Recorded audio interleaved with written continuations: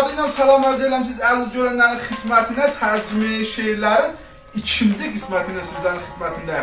Həmin tor ki, qəbli ki, bərnamamızı görürüz. Musiyo bizə elə müşkülə, yəni ki, şurada həll elədik, 60 ağaciyərə.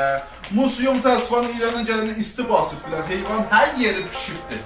Hər yer pudru bətçə almaqdan yorulmuşam.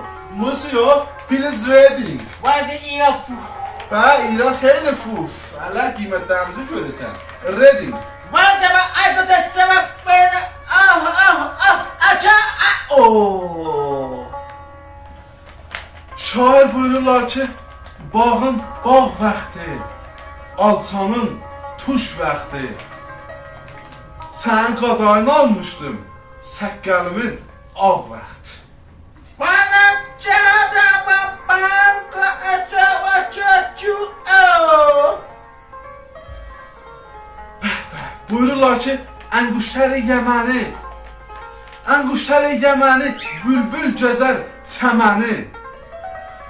Həm mənim başıma dolanacaq, həm mənə mütərcimlik öyrədənin.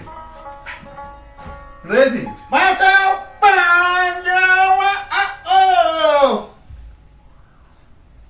Bir nə fəqət məndən şuxluq edir.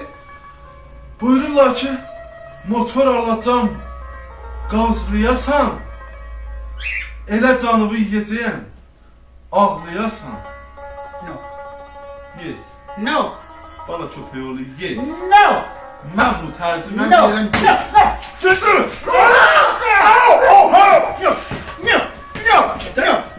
Bana çöpefli bir yere ver. Gədə qopdu. Hay.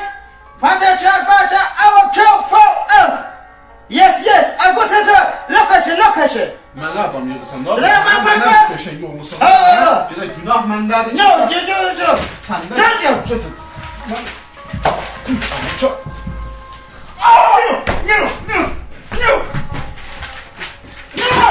No.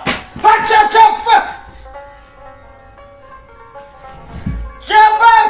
Chop. Push. Ma do the mouth. Chop. Yes sir. Yes. Lokaşı. Lokaşı.